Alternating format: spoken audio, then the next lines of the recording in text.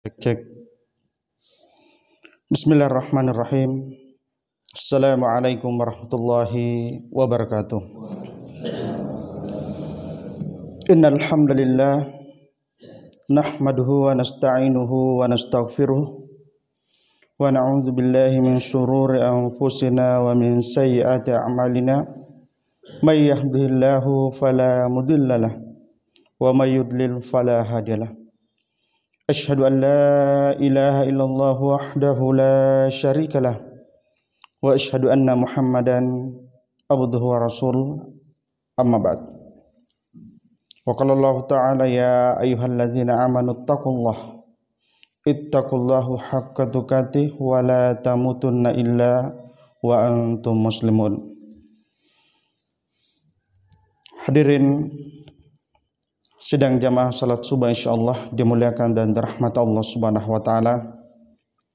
Kembali kita pada kesempatan yang mulia ini untuk senantiasa kita memuji dan bersyukur kehadirat Allah Subhanahu wa taala atas segala nikmat dan karunia yang telah Allah Subhanahu wa taala limpahkan kepada kita sekalian hingga saat ini. Sehingga alhamdulillah jamaah sekalian, kita baru saja melaksanakan salat subuh berjamaah dan tentunya dengan tempat dan suasana yang berbeda yang sebagaimana sering kita lakukan di tempat kita di Al-Mukhlisin.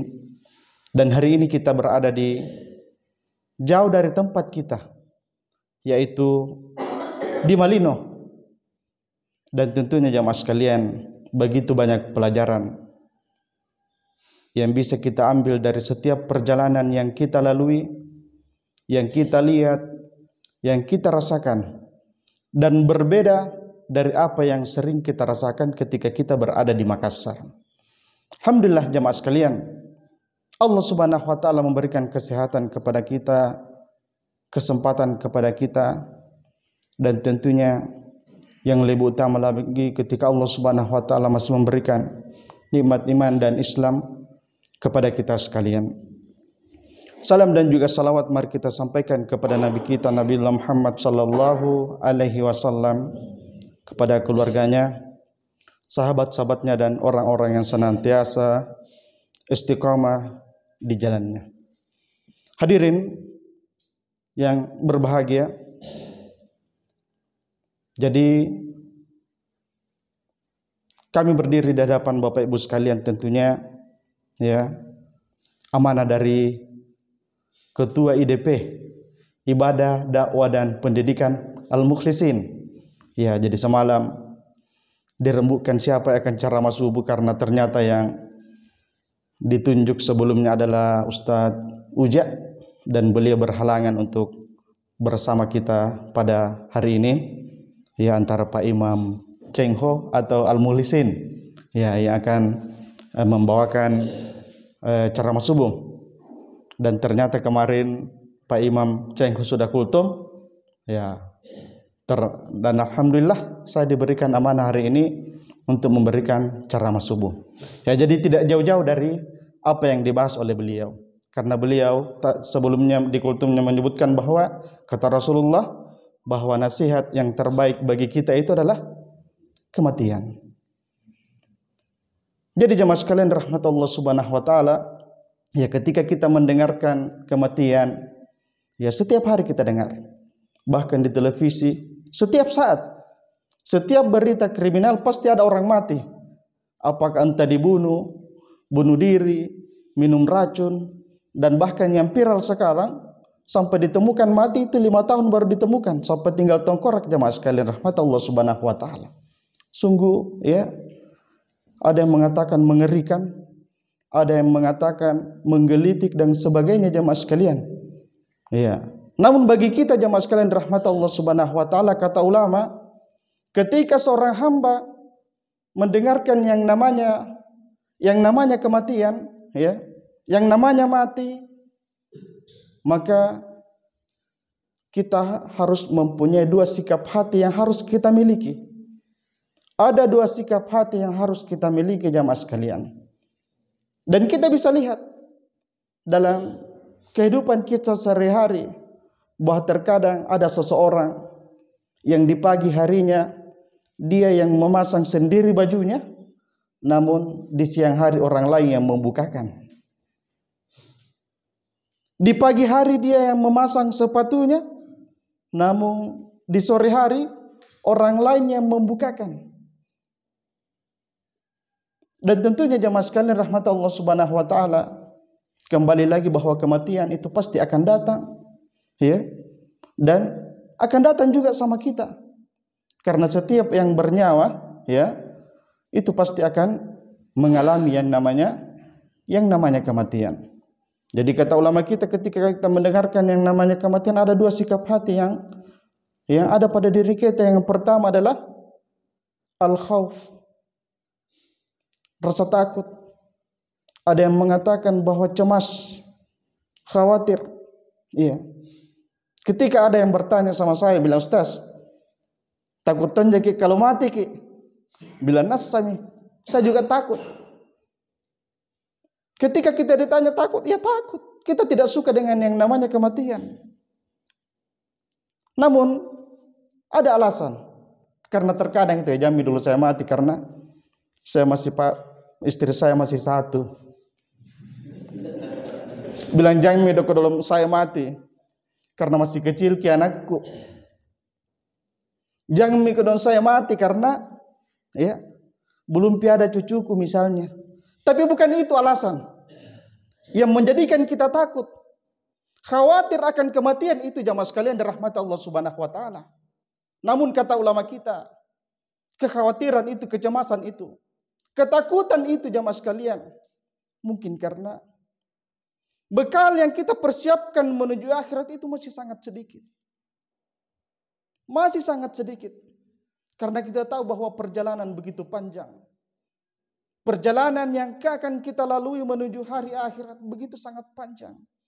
Dan tentunya dengan bekal yang sedikit. Yang akan kita persembahkan dalam perjalanan yang panjang itu, kita khawatir. Jangan sampai tidak cukup. Lalu kita menuju Allah Subhanahu wa ta'ala. Kemudian jemaah sekalian, mungkin taubat kita belum diterima oleh Allah Subhanahu wa ta'ala. Istighfar kita belum khusyuk. Yang kita persembahkan di hadapan Allah Subhanahu wa ta'ala. Itu yang membuat kita jadi takut. Kita resah. Kita cemas, khawatir. Jangan sampai satu saat kita belum bertaubat. Taubat kita belum diterima Allah Subhanahu wa ta'ala, lantas Allah Subhanahu wa ta'ala memanggil kita. Olehnya itu jamaah sekalian rahmat Allah Subhanahu wa ta'ala, ketika hal itu juga dikhawatirkan oleh Aisyah radhiyallahu anhu, ya.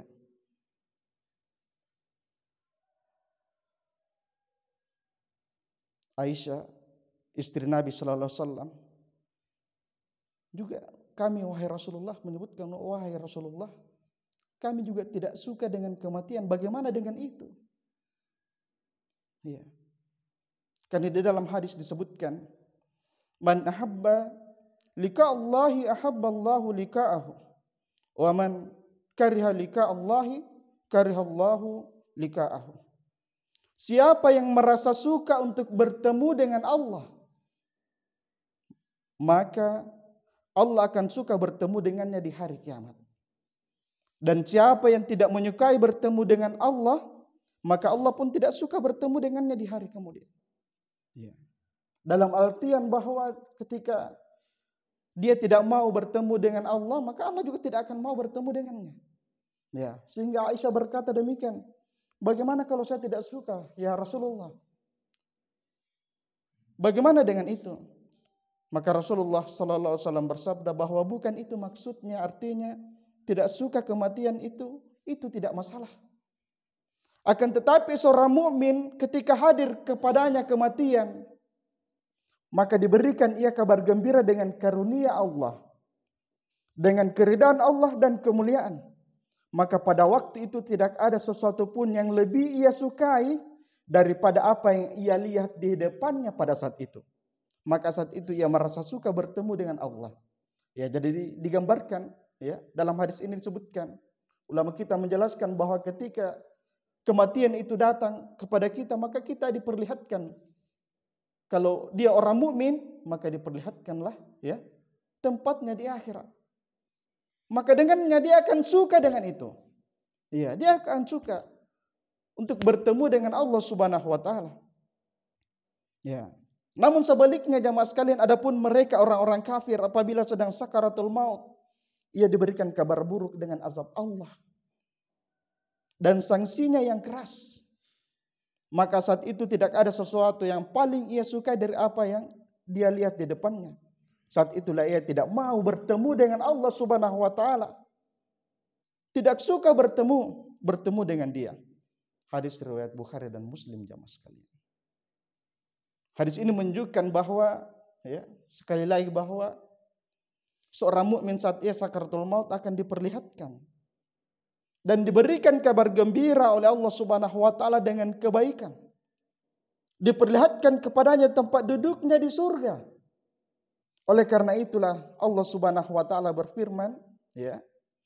Innal ladzina qalu rabbuna Allah summa istaqamu tatanazzalu alaihimul malaikah alla takhafu wa la tahzanu wa abshiru bil jannah allati kuntum tu'adun nahnu awliyaukum fil hayatid dunya wa fil akhirah walakum fiha ma tastahi anfusakum walakum fiha ma tad'un. Sesungguhnya orang yang berkata Rabb kami Allah, kemudian dia istiqamah dalam hidupnya sampai akhir hayatnya, maka akan turun kepada mereka para malaikat. Di saat dia sakaratul maut, maka para malaikat itu berkata, "La, jangan takut. Jangan bersedih hati. Bergembiralah dengan surga yang telah dijanjikan oleh Allah kepadamu. Kami adalah wali-wali kamu di dunia dan di akhirat. Kamu akan mendapatkan apa yang kamu mau dan kamu akan mendapatkan yang kamu minta." Dalam surah Fussilat ayat 30 sampai 31. Subhanallah jemaah sekalian. Seorang mukmin saat sakaratul maut sudah diberikan kabar gembira. Kenapa? Karena kesabaran dia di dalam istiqamah melakukan ketaatan, melakukan ibadah di hadapan Allah Subhanahu wa taala. Ia berusaha untuk terus ya menjaga perintah-perintah Allah Subhanahu wa taala dengan sekuatnya juga dia menghindari larangan-larangan Allah Subhanahu wa taala. Maka saat itulah Allah jaga ia. Karena orang yang menjaga perintah Allah, menjaga larangan Allah, janji Allah adalah Allah akan pasti menjaganya. Dan bahkan sakaratul maut pun juga dijaga oleh Allah Subhanahu wa taala. Jadi jemaah sekalian rahmat Allah Subhanahu wa taala, inilah kabar gembira bagi mereka orang-orang yang beriman. Kabar bahagia bahwa ketika di sakaratul maut diperlihatkanlah jemaah sekalian, ya, bagaimana tempat duduknya di kemudian hari. Diperlihatkanlah surga bagi mereka orang-orang yang beriman. Ya, dan tentunya ya mudah-mudahan kita semua termasuk di dalamnya. Ya insyaallah di saat kita dalam keadaan sakaratul maut, maka diperlihatkanlah kita tempat kita di akhirat kelak. Ya, di akhirat kelak. Kemudian jemaah sekalian rahmat Allah Subhanahu wa taala. Ya. Sungguh sengsara orang yang setelah kematian itu ia sengsara. Ia baru sadar ya tentang hakikat kehidupan dunia itu sementara. Makanya diriwayatkan dari Ali bin Abi Thalib, beliau berkata, manusia itu tidur ketika sudah meninggal baru sadar. Ya, artinya banyak manusia tidur, hidupnya yang tidur, iya, dilalaikan oleh berbagai macam kesenangan dunia. Ketika telah meninggal baru sadar bahwa hidup di dunia itu sementara. Sudah terlambat sadarnya. Iya. Sudah terlambat sadarnya jamaah sekalian rahmat Allah Subhanahu wa taala. Ya. Ini yang pertama, tentunya jamaah sekalian rahmat Allah Subhanahu wa taala ketika kita berprasangka baik di hadapan Allah Subhanahu wa taala tentang kematian itu, ya, maka Allah juga akan memberikan prasangka yang baik kepada kita jamaah sekalian rahmat Allah Subhanahu wa taala. Ya. Itu yang pertama, kita merasa takut. Tidak suka dengan yang namanya kematian. Namun yang kedua jamaah sekalian, sikap hati kita adalah ar-raja. Kita mempunyai harapan kepada Allah Subhanahu wa taala ketika kematian itu jamaah sekalian menghampiri kita. Apa harapan kita kepada Allah Subhanahu wa taala? Ya, bahwa tentunya ya dengan kematian yang kita lalui, ya, dengan kematian yang kita lalui, maka setelah itu kita akan merasakan apa yang sudah kita tanam di dunia. Kalau tidak mati, kita tidak akan menikmati ibadah salat kita, ibadah sedekah kita, puasa kita, dan ibadah-ibadah yang lain. Jadi kalau mau cepat-cepat nikmati salat kita, ya mati dulu. Cepat-cepat mati. Iya. Saya sembarang, Ji. Saya di belakang atau kita duluan? Atau kita duluan baru saya di belakang? Pak Ustaz mengatur ki. Siapa duluan? Ya, jadi seperti itu jamaah sekalian rahmat Allah Subhanahu wa taala. Kita berprasangka baik. Penuh harapan bahwa dengan kematian yang kita lakukan, ketika kita diperlihatkan tempat duduk kita, maka kita mencintai perjumpaan dengan Allah Subhanahu wa taala. Perjumpaan, melihat wajah Allah Subhanahu wa taala, nikmat yang terbesar yang Allah Subhanahu wa taala akan berikan kepada kita. Tidak ada lagi nikmat selain berjumpa dengan dan melihat wajah Allah Subhanahu wa taala. Dalam sebuah asar disebutkan ketika Nabi Ibrahim alaihissalatu wassalam, Khalilullah, ya, ketika hendak dicabut nyawanya oleh malaikat Israel, didatangi sama malaikat Israel. Ibrahim, saya datang untuk mencabut nyawamu. Ibrahim bilang, kenapa tiba-tiba? Siapa yang suruh? Bilang Allah yang perintahkan. Bilang pula dulu sama Allah, kasih tahu. Apakah ada yang perintah khusus untuk itu? Kemudian kata Allah Subhanahu wa taala, malaikat Israel melapor sama Allah, ya Allah, saya datangi Ibrahim tapi dia protes, tidak mau dicabut nyawanya. Iya. Apa kata Allah? Kata Ibrahim, bilang sama dia, apakah Ibrahim tidak ingin bertemu dengan zat yang dia cintai dan dia mencintainya? Seorang Khalilullah, Pak. Dalam disebutkan ulama kita, Khalilullah menyebutkan bahwa seorang Ibrahim ini, di dalam rongga hatinya tidak ada tersisa satupun rongga itu kecuali cinta Allah Subhanahu wa taala. Bahkan di aliran darahnya disebutkan, setiap aliran darahnya itu ada cinta Allah Subhanahu wa taala, tidak ada yang lain jemaah sekalian. Coba kita perhatikan bagaimana kisah panjang Nabi Ibrahim alaihissalatu wassalam dari awal sampai akhir. Sampai-sampai diuji dengan ujian yang begitu berat. Iya. Bagaimana Ibrahim alaihissalatu wassalam? Pada saat dia lahir dalam keadaan ayahnya kafir, tidak beriman kepada Allah Subhanahu wa taala. Kemudian kaum yang ada di sekitarnya membencinya. Iya. Dan bahkan jamaah sekalian dirahmati Allah Subhanahu wa taala, ya. Setelah itu, lepas dari ujian itu, maka dia dipisahkan dengan istrinya. Iya, dipisahkan dengan istrinya. Dia diasingkan. Istrinya ditawan oleh raja. Iya. Setelah itu jemaah sekalian, iya, Nabi Ibrahim pun, ya, karena mempertahankan tauhidnya, ya, dia bahkan dibakar. Mau dibakar oleh raja tersebut, ya, dengan api unggun yang begitu sangat besar. Ya, jadi seolah-olah ini kaum ini pada saat itu ingin menunjukkan bahwa saya ini kaum yang paling hebat dengan mempersiapkan api unggun yang begitu besar mau membakar Nabi Ibrahim alaihissalatu wassalam. Ya, setelah lolos dari situ ujian itu, ya, dia masih punya ujian.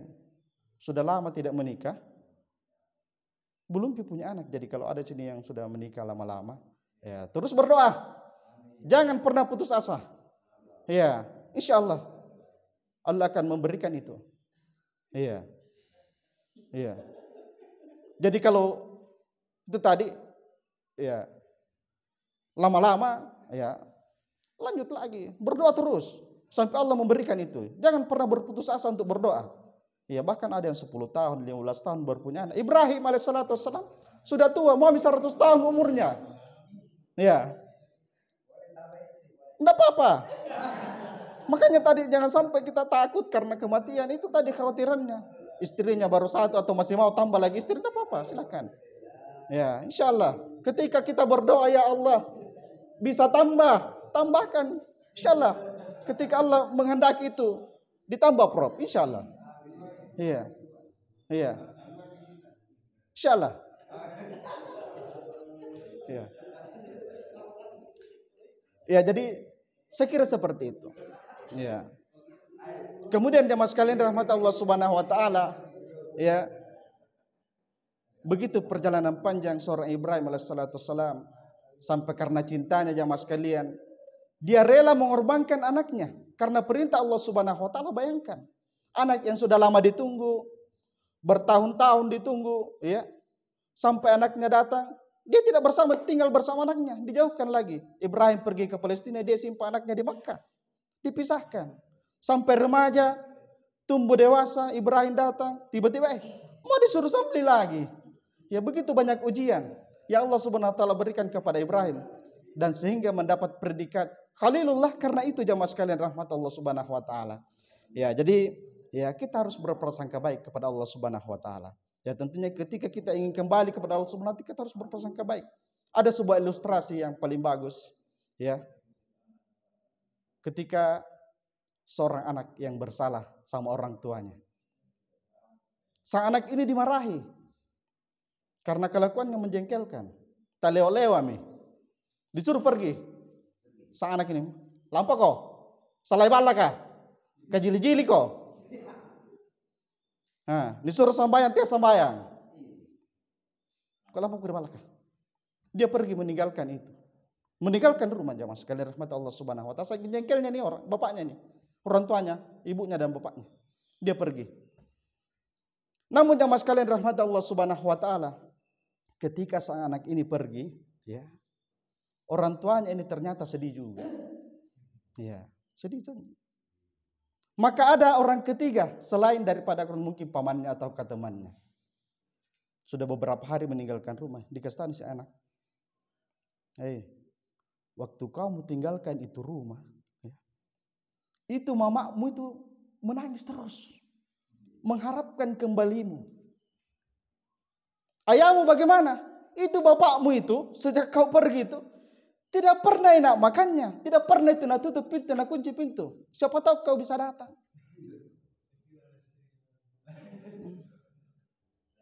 Iya, sebentar itu. Iya, seperti itu. Jadi ketika sang anak ini mengharapkan bahwa ternyata saya punya orang tua sayang sama saya, dia baru sadar ternyata saya selama ini kajili-jili. Dia baru introspeksi, kenapa orang tua saya marah sama saya? Iya, karena itu kejili-jilinya. Sama juga dengan kita, misalnya kita tiba-tiba, ya, ketika ada orang yang jauh dari perintah Allah Subhanahu wa taala, kita beranggapan bahwa berprasangka buruk, bahwa ternyata Allah marah sama kita. Tidak. Allah itu tidak pernah marah sama kita. Dia itu sayang sekali sama kita. Buktinya kita masih hidup. Masih diberikan nyawa. Masih kenyang. Tidak meninggal. Dan ketika kita berprasangka baik bahwa ternyata orang tua saya ini masih sayang. Sampai-sampai dia tidak menutup pintu rapat-rapat. Dia menginginkan saya kembali. Ya, orang tua saya, ibu saya misalnya menangis terus menginginkan kembalinya saya. Demikian juga kita ketika kita mengharapkan perjumpaan itu kembali kepada Allah Subhanahu wa taala dengan berprasangka baik. Ya, berprasangka baik, maka tentunya Allah Subhanahu wa taala juga akan berprasangka baik kepada kita, akan ridha dengan kita jamaah sekalian rahmat Allah Subhanahu wa taala. Itu ilustrasi yang ya, tentunya bisa kita pahami jamaah sekalian rahmat Allah Subhanahu wa taala. Jadi ada dua, yang pertama tadi takut dan yang kedua adalah karena pengharapan kita, proyek kita atas peristiwa kematian yang kita lihat, yang kita saksikan ya setiap hari dan bahkan mungkin di sekitar kita ya, dan bahkan mungkin keluarga terdekat kita jamaah sekalian rahmat Allah Subhanahu wa taala. Sekitar itu pengantar ya, mudah-mudahan insyaallah kita bisa berdiskusi lagi ya, mengembangkan ya, dari apa yang kami sampaikan. Adapun yang benar itu datangnya dari Allah Subhanahu wa taala dan tentunya yang salah itu dari diri kami pribadi dan syaitan laknatullah alaih. Demikian jamaah sekalian rahmat Allah Subhanahu wa taala. Subhanakallahumma bihamdik nasyhadu an la ilaha illa anta nastaghfiruka wa atubu ilaik. Wassalamualaikum warahmatullahi wabarakatuh.